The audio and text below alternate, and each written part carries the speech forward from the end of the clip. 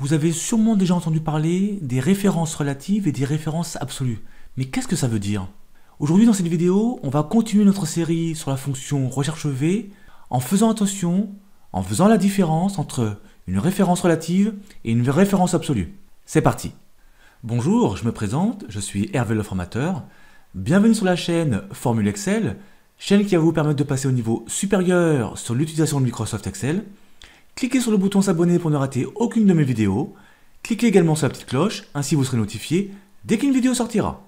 Bien, alors ici, on veut voir apparaître le nom du produit en fonction de la référence. Par exemple, ici le C021MP, eh bien, doit faire apparaître ici en D3, je regarde ici, les carottes. D'accord? Autre exemple, le B89AQW247, ici en D7, doit faire apparaître banane. Bien.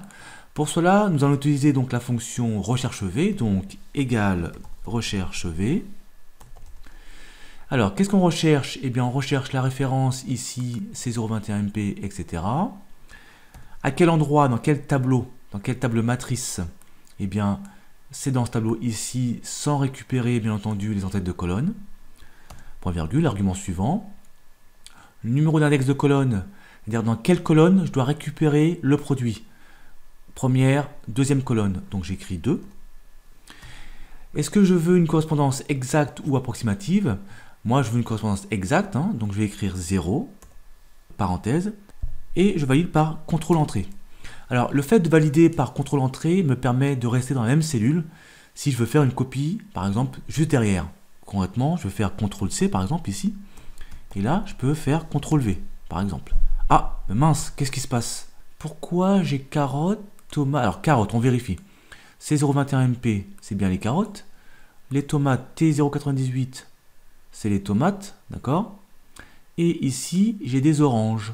Orange pour out ou OUT C184, c'est bien ça. Par contre, ici, C57 ENA, C57, c'est des cerises. Là, j'ai rien. Bon, d'accord. Et B89, j'ai dièse ENA également, qui se trouve, B89, qui se trouve ici, les bananes. Alors, c'est très étrange. Qu'est-ce qui se passe? Alors, habituellement, il faut toujours vérifier vos formules. Donc, la première ligne, donc ici, on vérifie. On a bien C3, donc ici, qui est en bleu derrière. La table matrice qui est là en rouge. Et ensuite, le numéro de colonne. Et d'accord, bon, ça me paraît bien. Bien. On va vérifier maintenant la dernière ligne. Donc, touche de fonction F2 pour entrer en mode édition. Et qu'est-ce qu'on constate? Ici, on a donc la valeur cherchée, elle est bien en bleu ici, on ne voit pas très bien, mais c'est bien encadré en bleu derrière le recherche V. Par contre, la table matrice, elle est décalée. Pourquoi? Parce qu'en fait, Excel, si on regarde la première ligne, la première formule, on a ici C3. D'accord? On va regarder la deuxième ligne. Touche de fonction F2, C4. Et vous voyez également, le tableau est décalé également ici à chaque fois.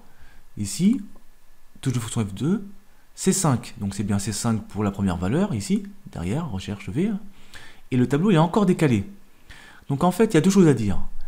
Pour le premier élément, donc C3, la valeur que l'on recherche, qui devient C4, C5, C6 et C7, tout va bien.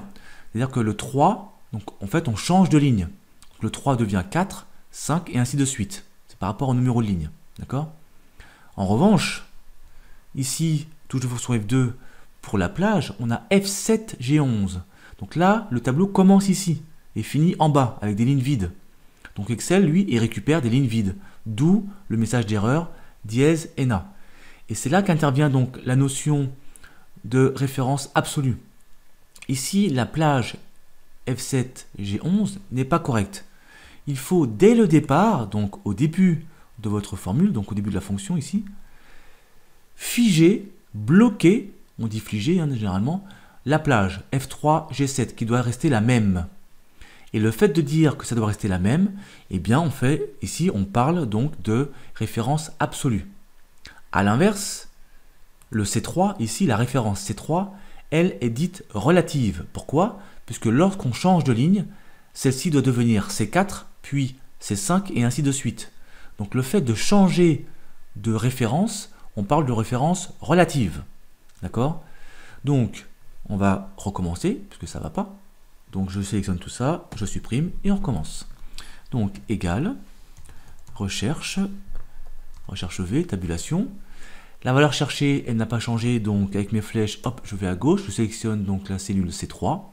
Je n'y touche pas, elle est correcte.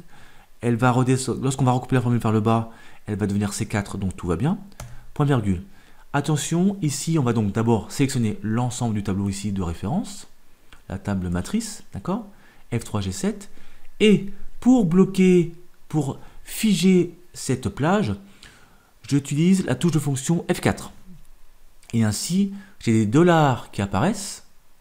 Et lorsque vous avez des dollars devant les lettres et devant les chiffres, ça veut dire que là, il n'y a aucune possibilité de bouger. Concrètement, j'ai bloqué mon tableau. Ce sera le même tableau, que j'aille à gauche, à droite, en bas, en haut. Le tableau ne changera pas. La plage de mon tableau ne changera pas. D'accord? Point virgule pour passer à l'argument suivant. Numéro d'index de colonne, moi je récupérais par exemple les produits, donc j'indique 2. Et je veux une référence, pardon, une correspondance exacte, puisque je veux une correspondance exacte dans le sens où je veux la même orthographe et pas autre chose.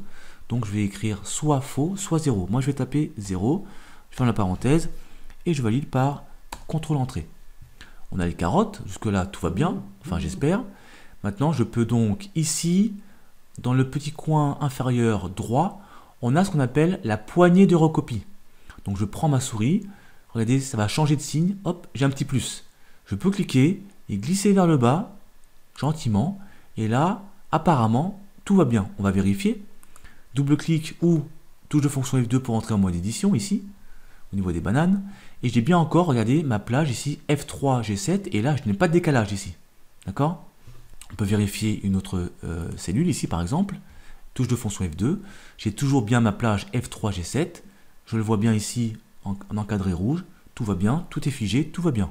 Donc je voulais montrer ici la notion de référence absolue et de référence relative.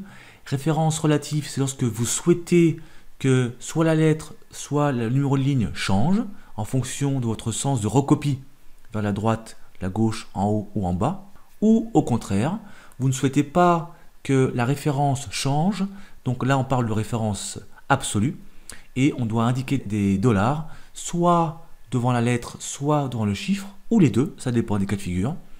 Et pour ajouter ces fameux dollars, eh bien, touche de fonction F4 de votre clavier. Voilà, cette vidéo est maintenant terminée. Merci de l'avoir suivi. Je vous dis à très bientôt sur Formule Excel. Ciao!